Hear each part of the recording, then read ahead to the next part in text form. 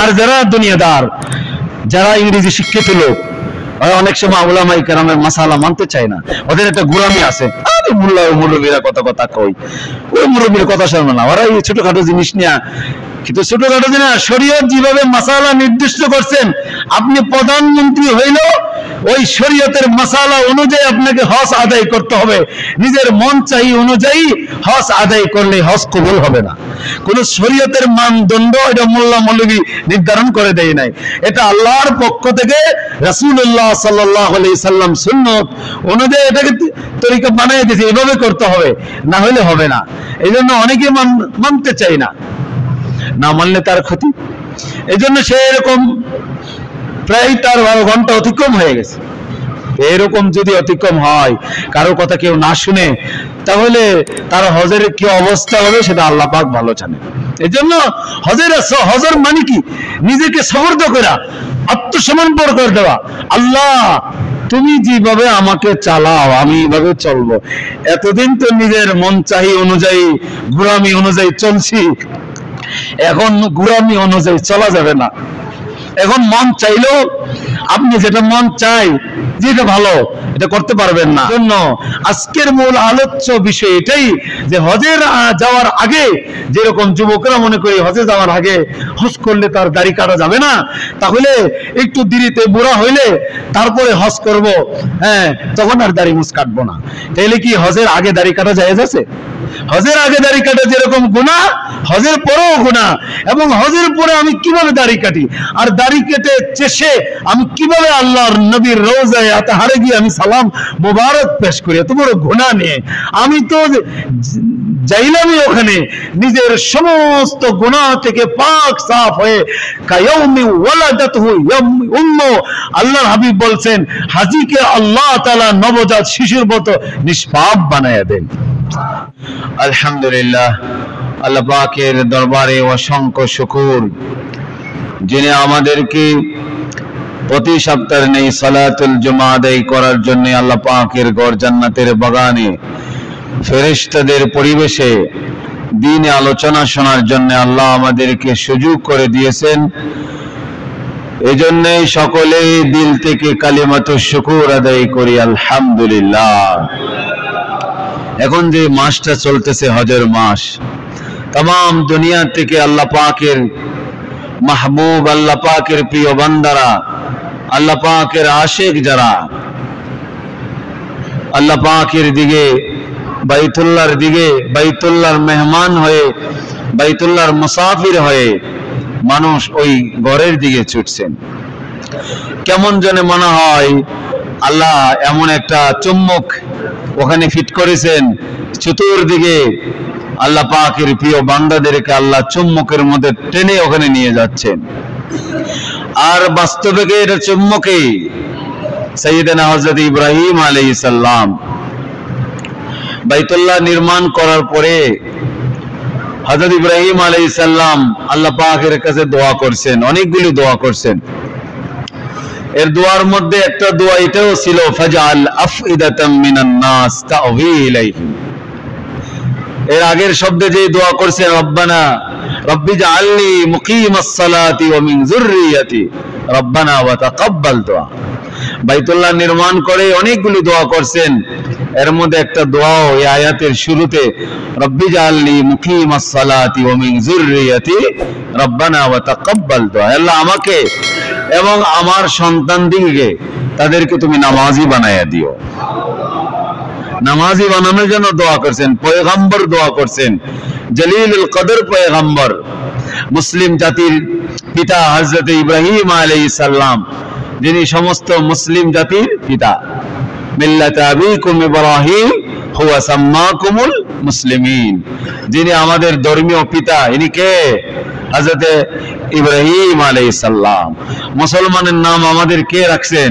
ইব্রাহিম আলাইহিস সালাম। তো ইব্রাহিম আলাইহিস সালাম বাইতুল্লাহ আল্লাহ পাকের ঘর, কত সুন্দর এটা প্রিয় ঘর, যে ঘর নির্মাণ করার পরে আল্লাহর কাছে অনেক দোয়া করছেন। ওয়াইদ ইয়ারফাউ ইব্রাহিমুল কওয়াইদা মিনাল বাইতি ওয়া ইসমাঈল রব্বানা তাকাব্বাল মিন্না ইন্নাকা আনতাস সামিউল আলিম। তো বাইতুল্লাহ নির্মাণ করে আল্লাহর কাছে দোয়া করতেছেন, আপনি অনেক বড় কাজ করছেন সমাজের, মসজিদের, মাদ্রাসার, এই কাজগুলি যদি আল্লাহ কবুল না করে তাহলে এটার কোনো মূল্য আছে, ভ্যালু আছে? তাহলে কাজ করতে পারা, ভালো কাজ করতে পারা, ভালো কাজের তৌফিক আল্লাহ পাক দেওয়া, এটা আল্লাহর পক্ষ থেকে খাস একটা রহমত।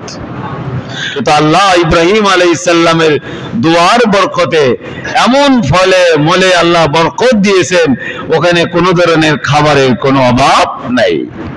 এই জন্য বলতেছিলাম যে এটা বাইতুল্লাহ পৃথিবীর একেবারে মিডিল পয়েন্টে, চতুর্দিকে আল্লাহ পাক কেমন ধরে রহমতের চুম্বক সেখানে ফিট করেছেন।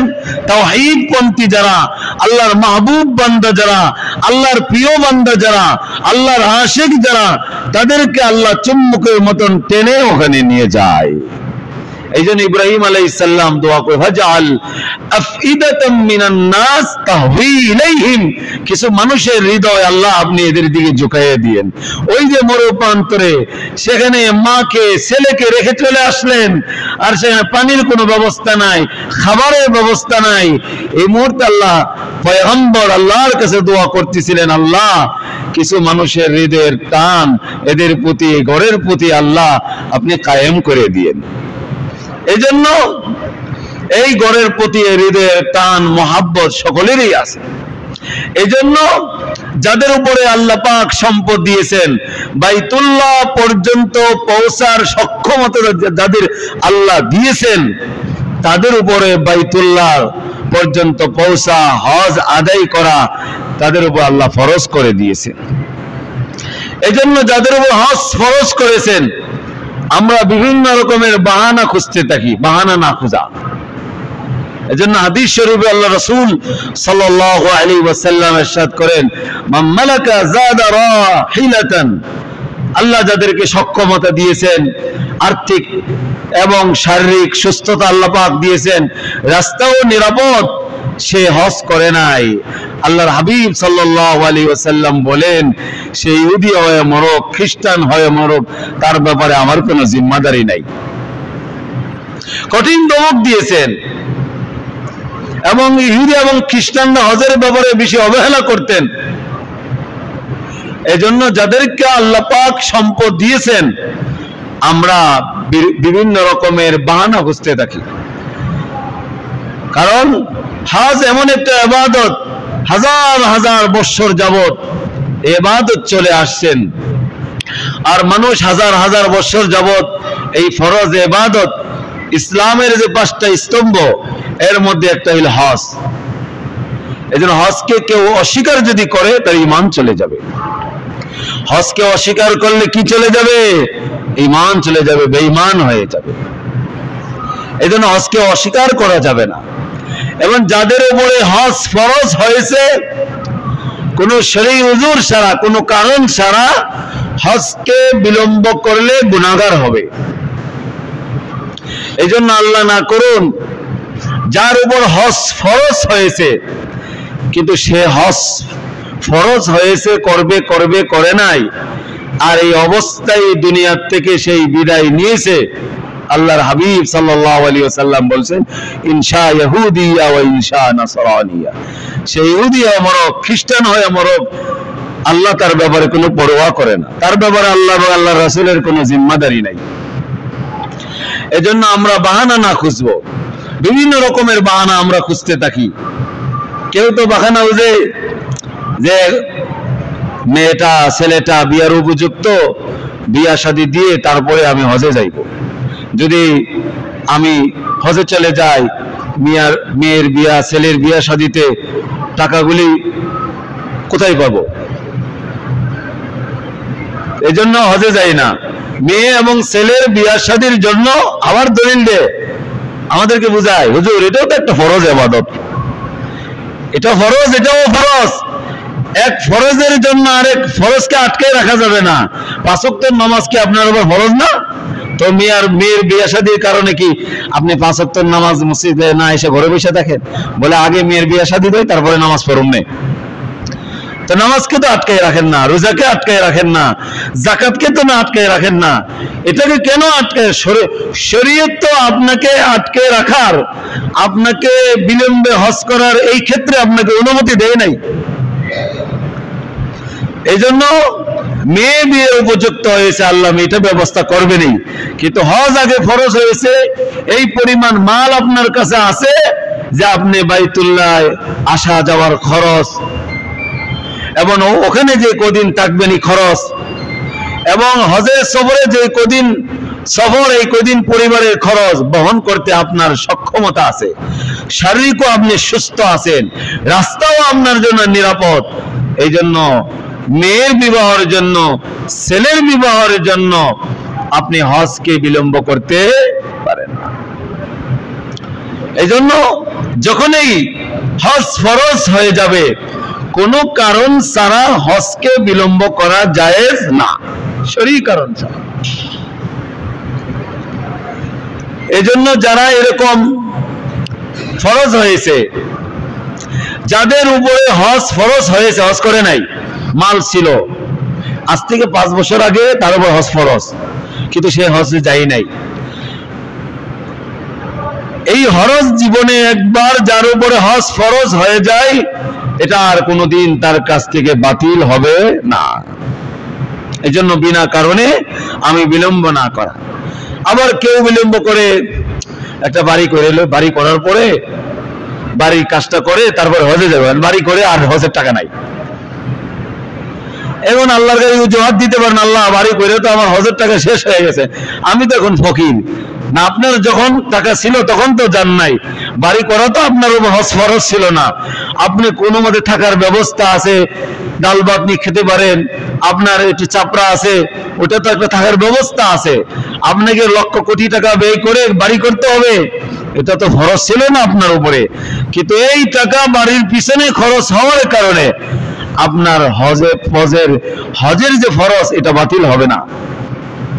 এই জন্য বাড়ি করার অজুহাত দিয়ে কেউ বলে ওদের ব্যবসা বাণিজ্য, হ্যাঁ এখন গেলে ব্যবসাটা মাত্র নিছি, ব্যবসাটাকে একটু গোছাই টোছাই লয় তারপরে যাব।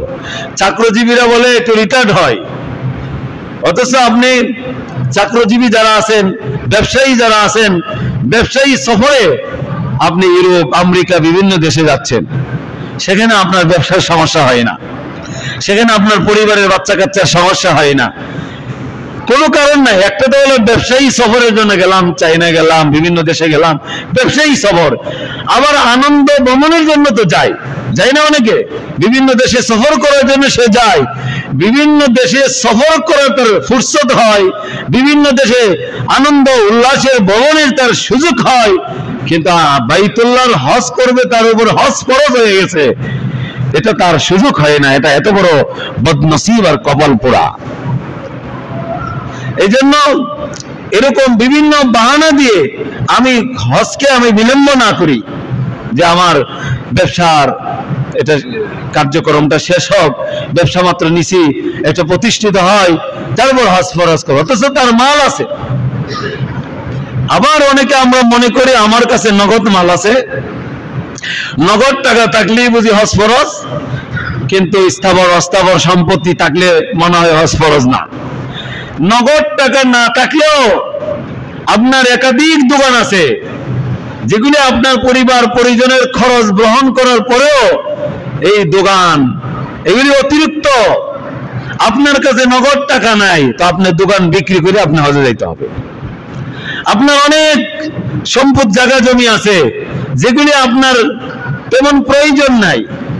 আপনার যেগুলি কিছু ফসলি জমান, এটাতে কিছু ফসল করলে আপনার চলে যায়, বাকি অতিরিক্ত অনেক বিঘা জমি আছে, তাহলে আপনার ওই অতিরিক্ত জমি, নগদ টাকা না থাকলেও অতিরিক্ত জমি বিক্রি করে আপনাকে হজে যাইতে হবে, আপনার হজ ফরজ। শুধু টাকা না, সম্পদ থাকলেও। এই জন্য আমরা বাহানা না দিয়ে হজকে আমরা না পিছাই, হজকে আমরা বিলম্ব না করি। আবার অনেকে মনে করে হজে যাব, বাহানা, এখন মাত্র জোয়ান কাল, যৌবন মাত্র শুরু হয়েছে, এখনই হজে যাব বুড়া হইলে। আমরা যা মনে করি আমাদের দেশে, অন্য দেশে মনে করি কিনা জানি না, আমাদের দেশে মনে করে হজে যাবে একেবারে বুড়া হয়ে, থোড়া থোড়া বুড়া, চলতে পারে না, হাঁটতে পারে না, অচল হয়ে তখন হজে যাবে। অথচ হজ ফরজ হয় কখন? একদম বালেগ সুস্থ মস্তিষ্ক, যে পরিমাণ মাল থাকলে তার উপর ফরজ, আর সে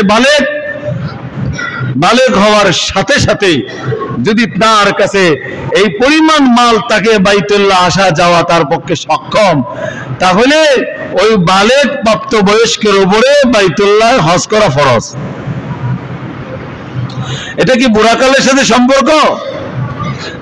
তা আমরা সব বুড়া হইলে সব হজে যাই, এমন বুড়া ঠিক মতে দেখা যায় জামরাতে কঙ্করগুলি নিক্ষেপ করতে পারে না, অন্যরা দিয়ে কঙ্কর করায়, নিক্ষেপ করায়, নিজে নিক্ষেপ করলে, নিজে যে শয়তানকে পাথর মারলে নিজের মনে যে একটা তৃপ্তি, একটা স্বাদ অনুভব হইতো, সেটা কি অন্যরা দিয়ে করাইলে সেই স্বাদ পাওয়া যাবে?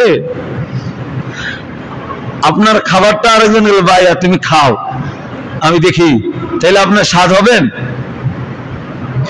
আপনার এই জন্য আমলের ক্ষেত্রে নিজে আমল করতে পারলে এটা স্বাদ, যদিও অক্ষমতার কারণে অন্যরা দিয়ে করাইলে সেটা আদায় হয়ে যাবে, কিন্তু নিজে স্বাদ তো আর পাওয়া গেল না। হুইল চেয়ারে তোয়াফ করলো, তোয়াফ আদায় হয়ে যাবে, বাকি নিজে হেঁটে হেঁটে তোয়াফ গুলি করলে যে কি স্বাদ আর মজা, সেটা কি অন্যরা দিয়ে করাইলে, হুইল চেয়ারে অন্য পিছনে দিয়ে ধাক্কা দিল, অথবা ইলেকট্রনিক হুইল চেয়ার আছে, এটা নিজে নিজেও চালানো যায়, এই ধরনের হুইল চেয়ারে বসে তোয়াফ করলে আদায় হয়ে যাবে, কিন্তু নিজের যে মনের একটা স্বাদ, একটা তৃপ্তি অনুভব, সেটা তো অন্যরা দিয়ে আমল করলে সেই স্বাদ পাওয়া যাবে না। প্রতিদিন তিনি তাহাজ্জুদ গুজার, তাহাজ্জুদ নামাজ পড়ে, উনি বল, ভাই আজকে তুমি আমার তাহাজ্জুদ নামাজটা পড়ে দিও। আপনি ওনার পক্ষ থেকে তাহাজ্জুদ নামাজ পড়লে, উনি নিজে পড়লে যে স্বাদ আর মজা পাইতো, আরেকজন পড়লে কি স্বাদ আর মজা পাওয়া যাবে? পাবে না। এই জন্য বুড়া কালে না, এটা আমাদের একটা ধারণা যে বুড়া হইলে দুনিয়াদারি সব ছেড়ে দিব, মসজিদে এসে আল্লাহ বিল্লাহ করবো, হজের পরে আর দুনিয়াদারি করা যাবে না। এমন কোন শরীয়ত তো বলে নাই যে হজের পরে দুনিয়াদারি করা যাবে না। দুনিয়াদারি করব, হজের আগে দুনিয়াদারির পদ্ধতি একটা ছিল, এখন হজের পরে দুনিয়াদারির পদ্ধতি হবে হালাল তরিকায়, যদি কেউ হারাম না করে থাকে। আবার অনেকের ধারণা যে হজ করার পরে তো কোনো গুনাহ করা যাবে না, যা গুনাহ কর পাপ করা হজের আগে করে নেই। হজের আগে কি পাপ করা কি জায়েজ আছে? হজের আগে পাপ করা যেরকম গুনাহ, হজের পরেও তো পাপ করা গুনাহ।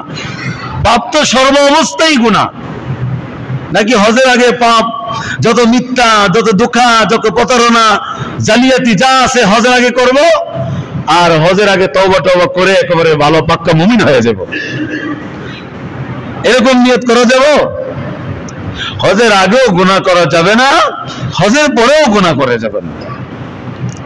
আবার অনেকের ধারণা যে আমি হজ করব, হজ করে এসে আপনার এটা আগে যদি হজ করে ফেলি, এখন মাত্র জোয়ানিটা শুরু হয়েছে, মাত্র বিয়া শাদী করলাম, ছেলে মেয়ে এখনো হয় নাই, যদি হজটা করে ফেলি তাহলে তো হজের পর আর দাড়ি কাটা যাবে না। কি কাটা যাবে না? হজের পরে আর দাড়ি কাটা যাবে না। হজের আগে কি দাড়ি কাটা যাবে? কেমন শয়তান ভূত কিভাবে বসে রয়েছে এখানে, উৎপত্তি বসে রয়েছে ভিতরে, শয়তান কিভাবে বাসা জন্মাইছে যে হজের আগে দাড়ি কাটা যাবে না। আরে হজের পরে দাড়ি কাটা যাবে না, হজের আগে যা কাটার দাড়ি কাটা লই। হজের আগে কি নবীর সুন্নত তরক করা যাবে? কোন অবস্থায় তো দাড়ি কাটা যাবে না, এটা হারাম, কবিরা গুনাহ। কবিরা গুনাহের মধ্যে সবচেয়ে বড় গুনাহ হলো দাড়ি কাটা, যেটা 24 ঘন্টায় আপনার আমল নামায় গুনাহ লেখা হইতে থাকে। যেটাকে গুনাহে জারিয়া বলা হয়।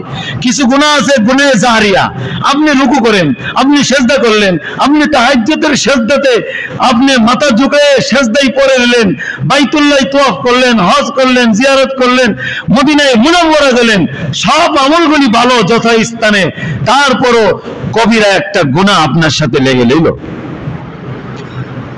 এখান থেকে যদি আমি কাপ্তান বাজার ওই মাথার থেকে আরেক মাথা হাইটা যাই, একজন ইমাম আর খতিব, সাধারণ মানুষের কথা বলছি না, ওনার সাদা পাঞ্জাবি, পিছনে লাল একটা দাগ বড় ধরনের, যে কত মানুষের সম্মুখীন হবে, কতজন জিজ্ঞাসা করে হুজুর এখানে কি হলো, আপনি এখানে কি লাগছে, এটা কি লাগলো, এটা কি লাগলো, এটা কি লাগলো, বলবে না?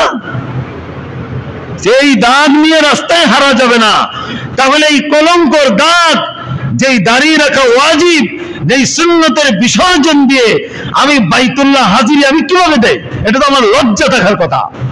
নবীর রওজায় আতাহারে গিয়ে সালাম পেশ করতেছি, আসসালাতু ওয়াসসালামু আলাইকা ইয়া রাসূলুল্লাহ, আসসালাতু ওয়াসসালামু আলাইকা ইয়া হাবিবাল্লাহ। আর নবীর সুন্নতের বিসর্জন দিয়ে একেবারে ফুম ক্লিন শিপ করে একেবারে নবীর রওজায় গিয়ে দোয়া করেছি, ইনি সালাম মোবারক নেবে? সেখানে যদি আমার ওই চক্ষু থাকতো, আমার এই দিল থাকতো, রওজায় আতাহার থেকে সালামের জবাব আসতো, তোমার সালাম গ্রহণ করা হয় নাই। এই জন্য হজ জীবনে একবার ফরজ। হজে আগে যেরকম গুনাহ করা যাবে না, এই জন্য হজের আগে পরিপূর্ণ তওবা করে সুন্নতের উপরে অঙ্গীকার নিয়ে হজে যাওয়া উচিত। আল্লাহ মাফ করুক, সব মিনাতে সেখানে শয়তানও মারে, সব বিসর্জন দিয়ে দেয়, মাথা হলক করে, এর সাথে দাড়িও চেষে ফেলে। বহু হাজি আছে, নিজের সচক্ষে দেখা। মাথা হলক করে এটা তো ওয়াজিব। হজের মধ্যে 6টা ফরজে, ওয়াজিবের একটা হলো যে মাথা হলক করা। উমরার মধ্যে 2 ফরজ, ওয়াজিবের একটা ওয়াজিব হলো মাথা হলক করা।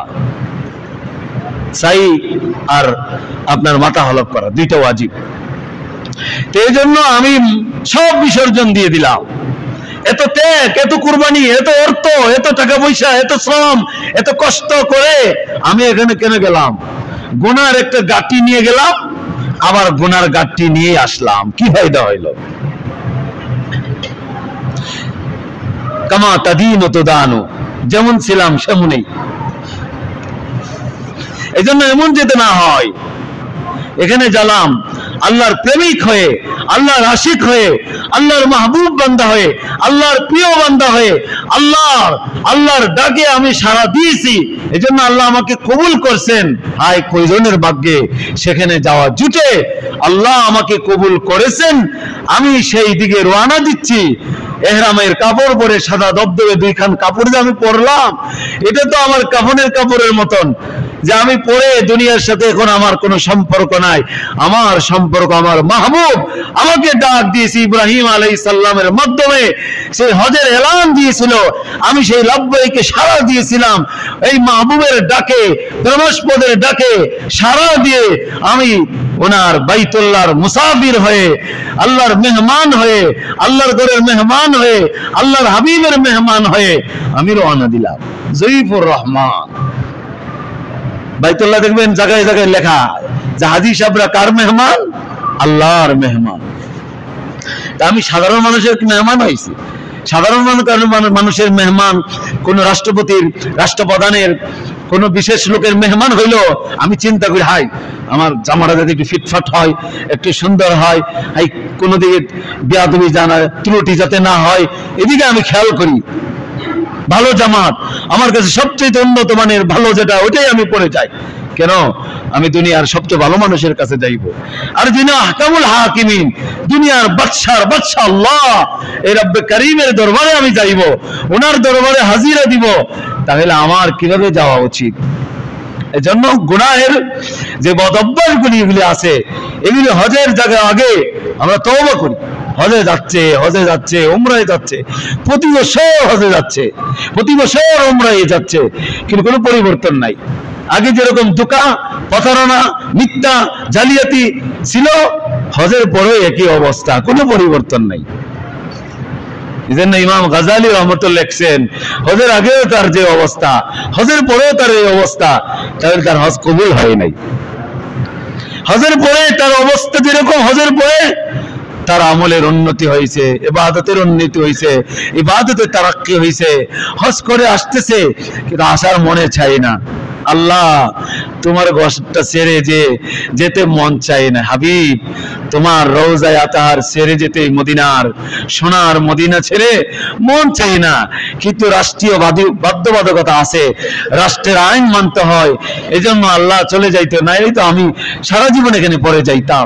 যার দিনের এই অবস্থা হবে, বাইতুল্লাহ ফিরে আর আসার মন চায় না, বারবার বাইতুল্লাহর দিকে ফিরে চায়, সব দিয়ে জর্জর করে পানি পড়তেছে আর কাঁপতেছে, হায় দিলে অনেক ব্যথা হয়।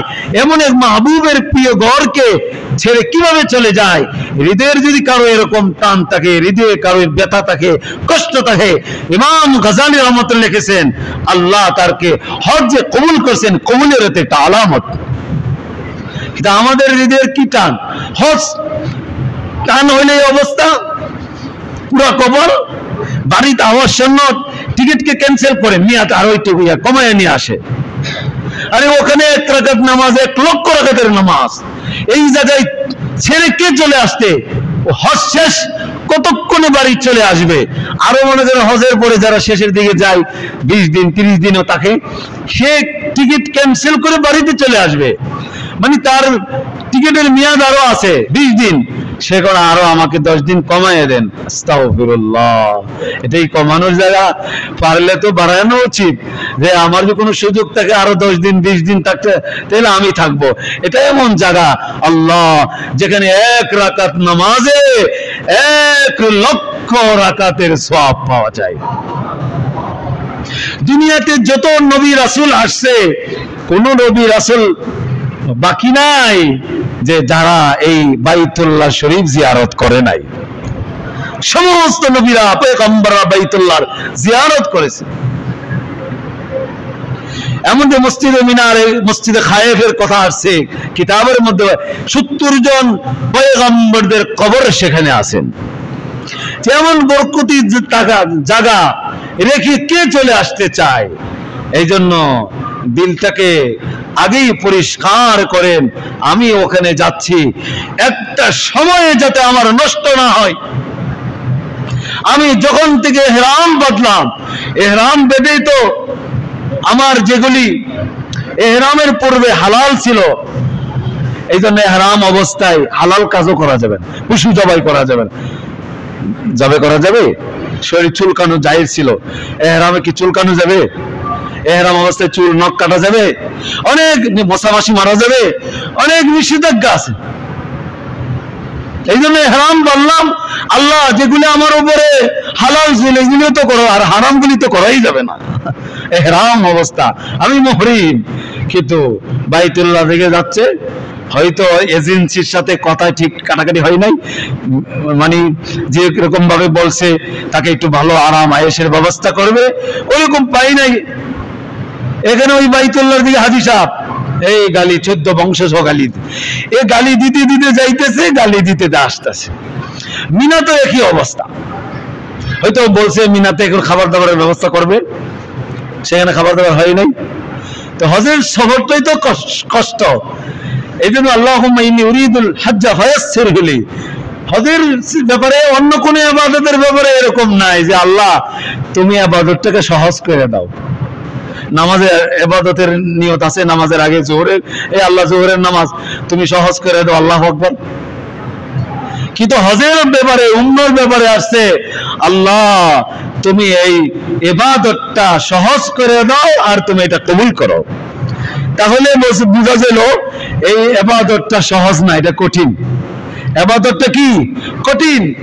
কোন জিনিস কঠিন হলেই তো আল্লাহর কাছে সহজের দোয়া চাওয়া হয়, আল্লাহ এই জিনিসটা তো অনেক কঠিন, আল্লাহ এই কাজটা করা তুমি সহজ করে দাও। তাহলে হজের ইবাদতটা অনেক কঠিন, অনেক কঠিন। মাসালা না জানার কারণে, মাসাইল জানার না কারণে বিভিন্ন হাজী সাহেবরা তার ওয়াজিব তরক হয়ে যাচ্ছে।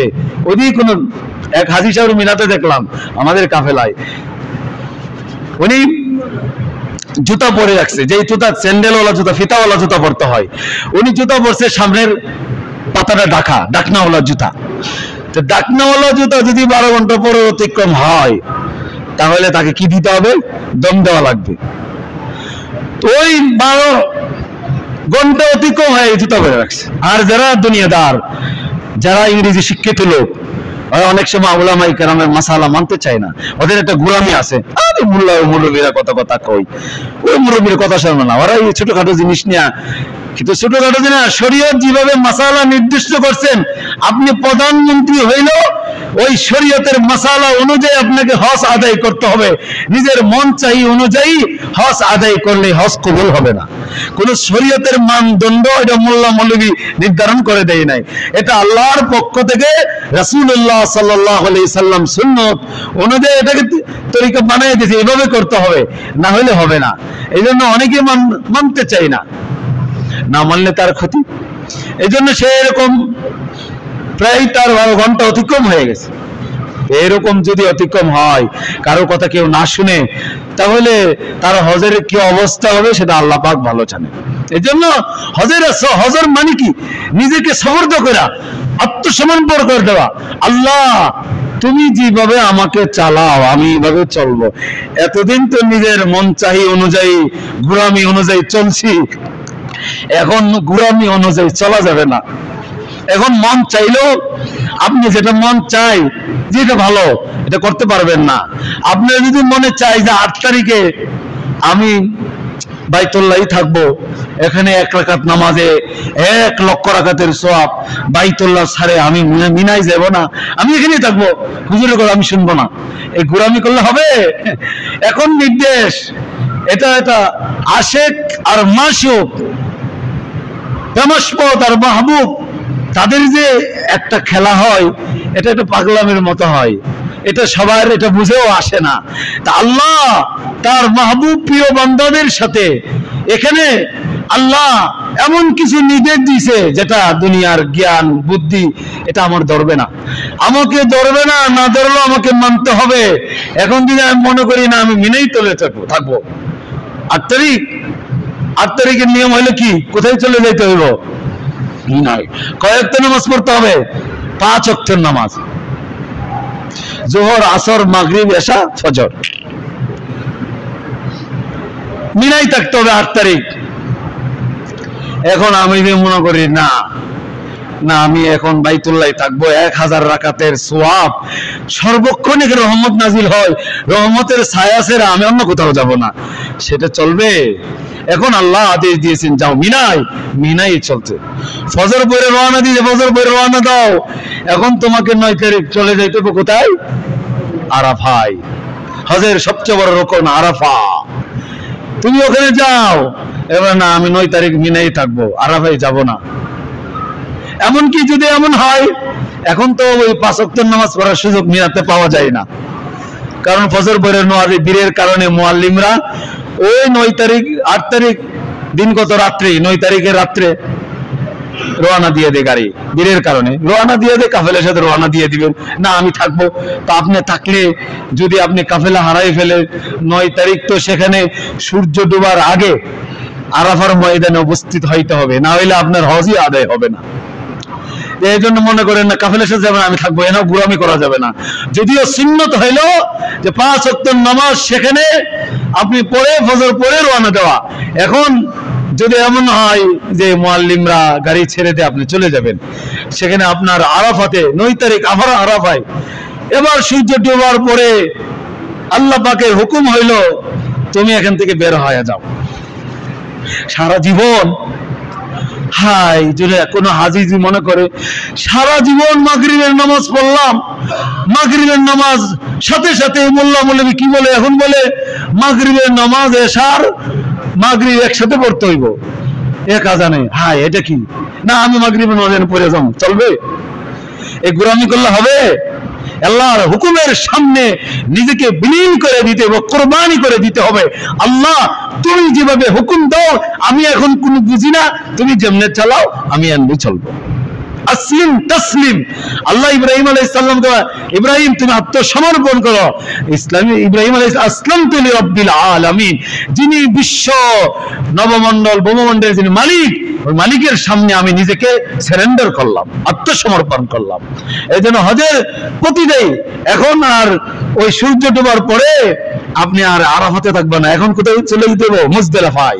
সেখানে গিয়ে মাগরিব পরে এশার রক্ত হইলে মাগরিব এশা একসাথে পড়তে হবে। আবার নির্দেশ হলে একটু ফর্সা হইলে চলে যাও কোথায়? মিনায়। জামরাতে কঙ্কর নিক্ষেপ করো, কোরবানি করো, সাই করো। এই যে নির্দেশগুলি বলা হয়েছে, এখন কেন আমি এইগুলি করতেছি? এগুলি আল্লাহর হুকুম। কার হুকুম? আল্লাহর হুকুম।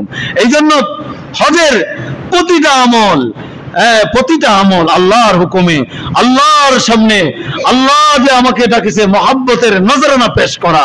প্রতিটা জায়গায় আল্লাহ আমার কোনো নিজের খায়েশা অনুযায়ী আমি কোনো আমল করা, তুমি যেভাবে চাও, এটা আমার বুঝে আসুক না। ইসলাম তো এটাই বলছেন যে কোনো আমলের ক্ষেত্রে আমার বুঝে আসুক আর না আসুক, আমি সেখানে যুক্তি তর্ক আমি এখানে খুঁজতে যাইব না। আল্লাহ বলেছেন, রাসূল বলেছেন, বাস আমল করব, সেখানে যুক্তি তর্ক খুঁজতে চাইব না। যুক্তির গুড়া সব জায়গায় দৌড়াইতে যাব না, তাহলে নিজে ফেসে যাব। এই জন্য বলতেছিলাম যে হজের এই আমলগুলি আল্লাহ আমাদেরকে শিক্ষাই দিয়েছেন যে দুনিয়াতে চলতে গেলে আল্লাহ পাকের হুকুমের সামনে নিজেকে কি করতে হবে? বিসর্জন দিয়ে যাইতে হবে। এই জন্য আজকের মূল আলোচ্য বিষয় এটাই যে হজের যাওয়ার আগে, যেরকম যুবকরা মনে করি হজে যাওয়ার আগে হজ করলে তার দাড়ি কাটা যাবে না, তাহলে একটু দেরিতে বুড়া হইলে তারপরে হজ করব, তখন আর দাড়ি মুছ কাটবো না। তাহলে কি হজের আগে দাড়ি কাটা জায়েজ আছে? হজের আগে দাড়ি কাটা যেরকম গুনাহ, হজের পরেও গুনাহ। এবং হজের পরে আমি কিভাবে দাড়ি কাটি, আর দাড়ি কেটে চেষে আমি কিভাবে আল্লাহর নবীর রওজায়ে আতহারে গিয়ে আমি সালাম মোবারক পেশ করি, এত বড় গুনাহ নিয়ে আমি তো যাইলামই ওখানে নিজের সমস্ত গুনাহ থেকে পাক সাফ হয়ে। কায়াউমি ওয়ালাদাতহু উম্মু, আল্লাহর হাবিব বলছেন হাজীকে আল্লাহ তাআলা নবজাত শিশুর মতো নিষ্পাপ বানায়া দেন। তো নিষ্পাপ অবস্থায় যেরকম ভাবে যাব, গুনাহ থেকে তওবা করে যখন বাইতুল্লাহ থেকে আসবো, অঙ্গীকার করবো আগে যে দাড়ি কাটতে, কেন? যখন থেকে আমি উমরার নিয়ত করছি, হাই আমি উমরায় যাব আল্লাহর নবীর রওজায়, সেখানে দাড়ি কাটবো। একজন হাজী হজ করছে, উমরা করছে, আর হজ আর উমরা করার পরে সে দাড়ি কিভাবে কাটে, এটা বুঝেই আসে না। আল্লাহ আমাদেরকে হেফাজত করুন। আল্লাহ আমাদেরকে হজের আগেও সমস্ত রকমের গুনাহ থেকে, পাপাচার থেকে হেফাজত করুন। বিশেষ করে গুনাহ মুক্ত হজ নিয়ে, হজ্জে মাবরুর নিয়ে যারা হজে বছর যাবে, হজ্জে মাবরুর নিয়ে, গুনাহ মুক্ত হজ নিয়ে যেন দেশে ফিরে আসতে পারে। আল্লাহ যেন তাদের হজগুলি কবুল করে। আমরা সকলেই বলি আমিন। আল্লাহ আমাদের সকলকে বাইতুল্লাহর মুসাফির হিসাবে, আল্লাহর ঘরের, আল্লাহর হাবিবের মেহমান হিসাবে বারবার আল্লাহর দরবারে, আল্লাহর নবীর দরবারে নজরানা পেশ করার তৌফিক আল্লাহ আমাদের সকলকে দান করুন। সকলেই বলে আমিন। ও আখির